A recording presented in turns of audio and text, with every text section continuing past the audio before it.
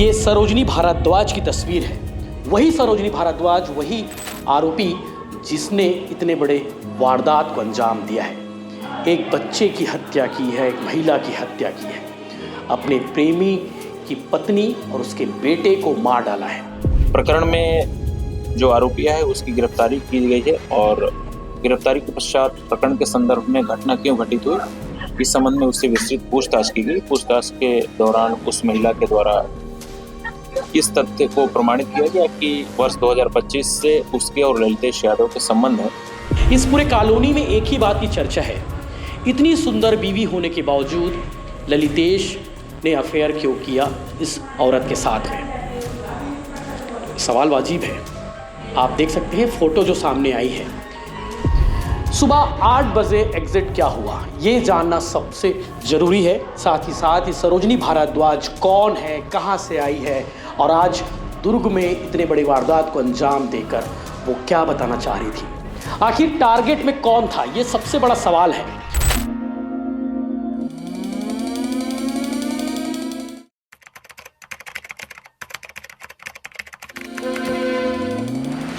भिलाई दुर्ग के बीच में स्थित है कातुल बोर्ड और कातुल बोर्ड के इस एसटीएफ कॉलोनी में आज सुबह 8 बजे मौत का तांडव खेला गया।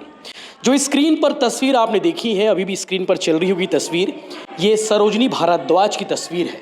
वही सरोजनी भारद्वाज, वही आरोपी जिसने इतने बड़े वारदात को अंजाम दिया है।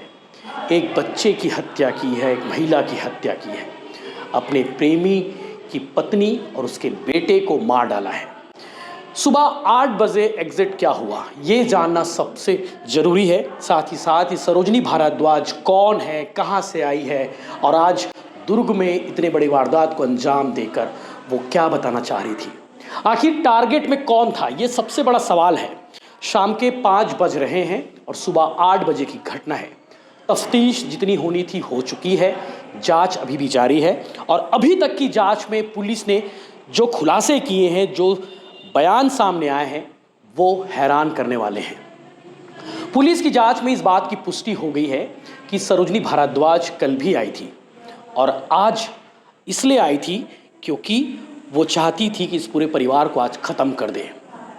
जिस आरक्षक के बारे में चर्चा हो रही है, जिस आरक्षक को आपने देखा, उसका नाम ललितेश यादव है। एसटीएफ है, एसटीएफ में आरक्षक के तौर पर पोस्टेड है और ललितेश के साथ में सरोजनी का अफेयर था। अब ये दोनों मिले कैसे ये भी जानना ज़रूरी है। इन दोनों की मुलाकात सोशल मीडिया के थ्रू हुई थी। ललितेश शादीशुदा है, 3 बच्चे हैं, उनमें से एक आदित्य अभी दुनिया में नहीं है, एक नैना जो ठीक ठाक है, उसकी जान बच गई है क्योंकि उसने बाथरूम में जाकर अपनी जान बचाई है। एक और बच्ची है तानिया, उसे भी चोट लगी है, उस पर भी चाकू से हमला किया गया है। और तीसरा जो बच्चा था आदित्य, जो इस दुनिया में नहीं है। इन सब का परिवार हंसी खुशी चल रहा था, सब कुछ ठीक चल रहा था। ललितेश अपने परिवार को लेकर उसी क्वार्टर में रहता था, इसी फ्लैट में, और इनकी मुलाकात होती है। मुलाकात के बाद इनके बीच बातचीत होती है। बातचीत के दौरान प्रेम प्रसंग स्थापित होता है और एक तस्वीर आप देखिए।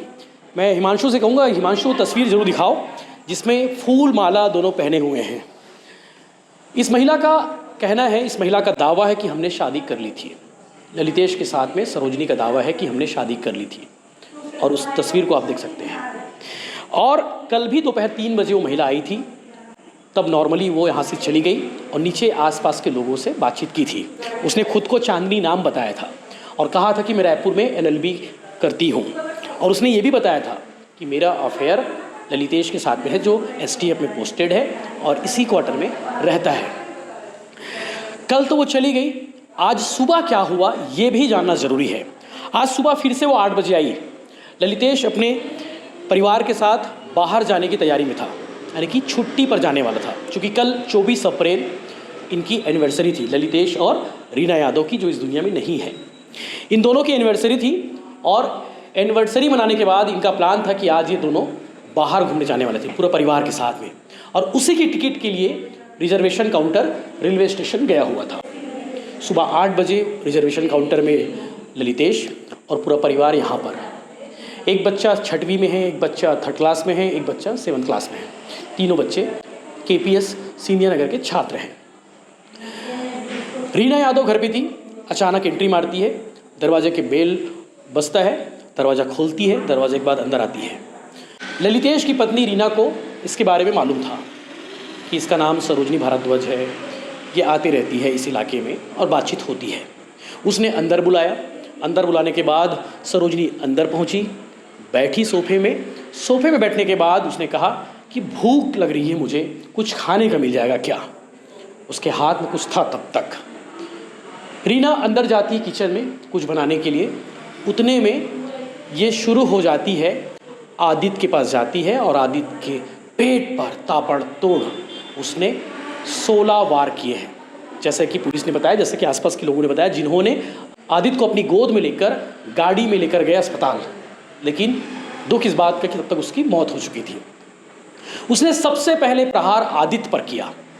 आदित्य मौके पर ही जान दे चुका था। उसके बाद जब चीख पुकार मची, उधर से दौड़ के रीना आई कि मेरे बेटे के साथ तुम क्या कर रही हो।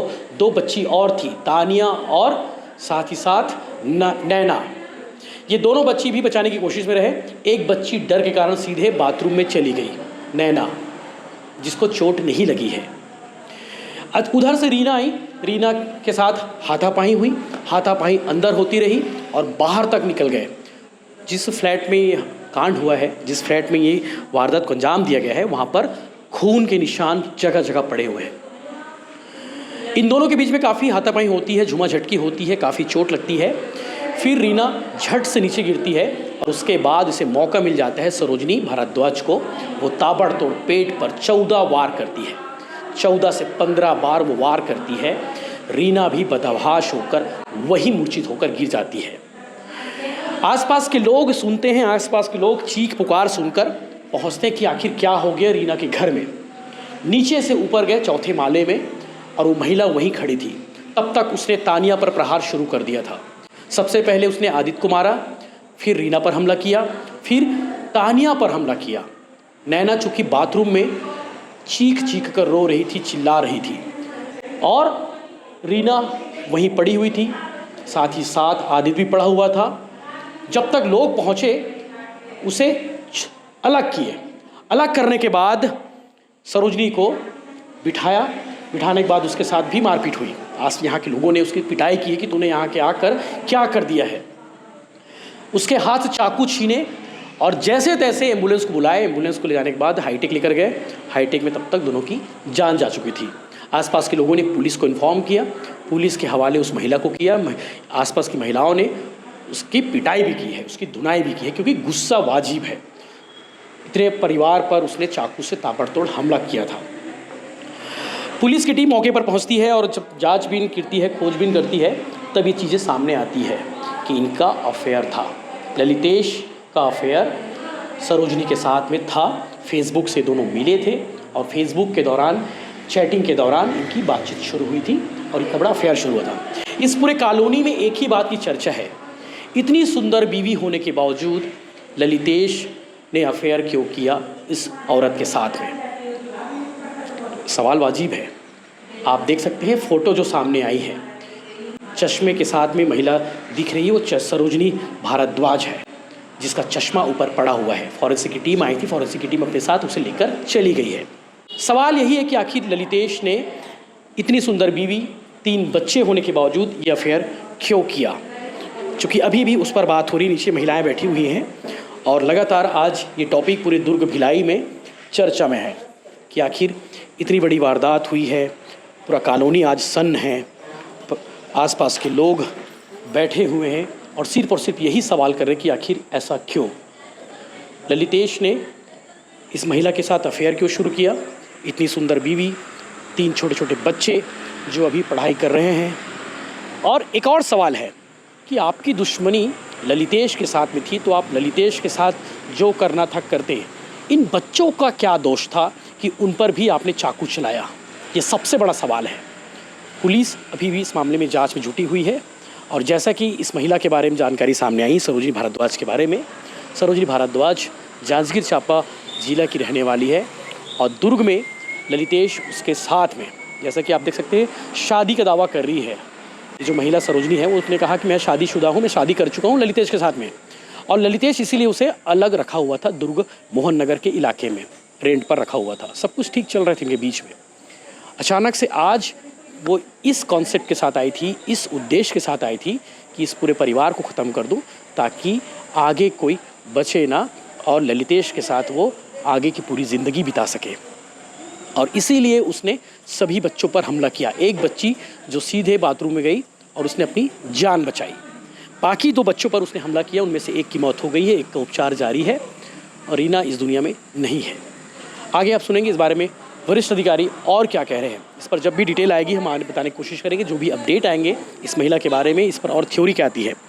फिलहाल सवाल ये भी है कि आखिर ललितेश कहाँ गया।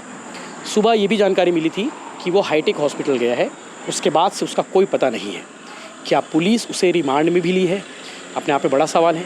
क्या इसमें ललितेश भी शामिल है या फिर कोई और बात है।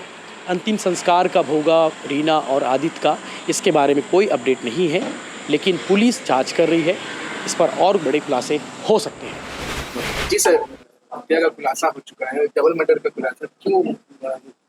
स्मृति नगर चौकी क्षेत्र के एसटीएफ कॉलोनी में ललितेश यादव जो एसटीएफ का आरक्षक है, उसकी पत्नी और उसके बेटे दोनों की हत्या एक महिला जिसका नाम सरोजनी भारद्वाज है, ललितेश यादव के फ्लैट में घुस करके बलात्कार रूप से और चाकू से मारकर कर दी गई। प्रकरण में जो आरोपी है उसकी गिरफ्तारी की गई है और गिरफ्तारी के पश्चात प्रकरण के संदर्भ में घटना क्यों घटित हुई इस संबंध में उससे विस्तृत पूछताछ की गई। पूछताछ के दौरान उस महिला के द्वारा इस तथ्य को प्रमाणित किया गया कि वर्ष 2025 से उसके और ललितेश यादव के संबंध है और वो ललितेश यादव के साथ उसके फ्लैट में रहना चाहती थी। इसी उद्देश्य से कल 3 बजे वो वहां गई थी, उसे समझा बुझा कर ललितेश यादव वापस कर दिया था। आज प्रातः जब ललितेश यादव घर में नहीं था, इस दौरान वो महिला जो है घर में आई और वहां पे रहने की बात को लेकर के उसका ललितेश यादव की पत्नी श्रीमती रीना यादव से और उसके बच्चों से विवाद हुआ। इस विवाद के दौरान आक्रोशित होकर के और आरोपिया सरोजनी भारद्वाज के द्वारा ललितेश यादव की पत्नी और उसके 8 वर्षीय पुत्र की वहां पे बेरहमी से चाकू मारकर हत्या कर दी गई।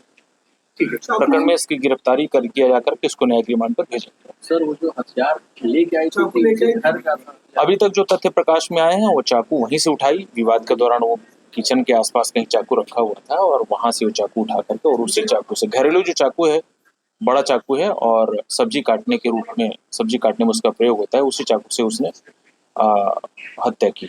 मृतिका और जो आरोपी है उसके पहचान था कि अननोन बन चुका है?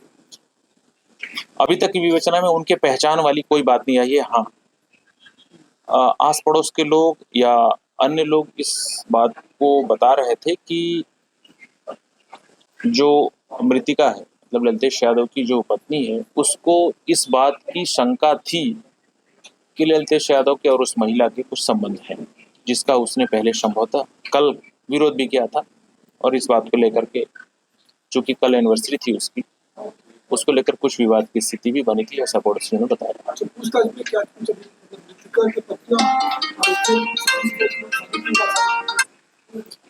इस तथ्य के अभी कोई प्रमाण नहीं आए हैं और विवेचना में यदि इस प्रकार का कोई साक्ष्य सहयोगी होगा तो हम उसको भी संकलित करेंगे। आरोपी ने पूछताछ में उसने बताया कि वो हत्या की थी, वैसे आई थी, सोच के आई थी कि वो हत्या करना है, कि बाद विवाद में ऐसी स्थिति बनी कि उसने हत्या किया, कि वो पहले उस मन से। जो तथ्य उसमें आए हैं विवेचना के दौरान और जिस ब्रूटल तरीके से उसने बच्चे की और उस महिला की हत्या की है, लगभग 12-12, 14-14 बार ब्रूटली, बहुत अंदर तक, बहुत प्रेशर से उसने चाकू मारे। इससे ऐसा लग रहा है कि वो प्री प्लान तरीके से घर में घुसी और उसके द्वारा ये प्लान किया गया था कि यदि मुझे घर में नहीं रहने देंगे तो हम इनको मारेंगे। पहले किस पे हमला की थी? पहले वो महिला पे हमला की थी, रीना यादव पे। रीना यादव पे हमला करने के बाद उसके बच्चे जगे हुए थे। बच्चे जब वहाँ आए छुड़ाने को, महिला उसको पकड़ ली। पकड़ने के दौरान फिर वो जो बच्चा वहाँ पे छोटा था, आदित्य यादव 8 वर्षीय, उस बच्चे को लगातार चाकू मारी पकड़ करके वहाँ। फिर जो एक और छोटी बच्ची थी, उस बच्ची को भी उसने चाकू मारा, मगर बच्ची जो है किसी तरह वहाँ से बच करके और वो नीचे जा करके वही पूरे पड़ोसियों को व्यक्ति से बात हुई है। पति का जाना और उस महिला का आना, क्या सत्य दायरे में पति की भूमिका आ रही है? इस संबंध में अभी विवेचना की जा रही है और साक्ष्य संकलित किए जा रहे हैं। अभी कुछ भी कहना इस संबंध में जल्दीबाजी होगी कि उसके पति का इसमें कैसे क्या रोल। Thank you sir.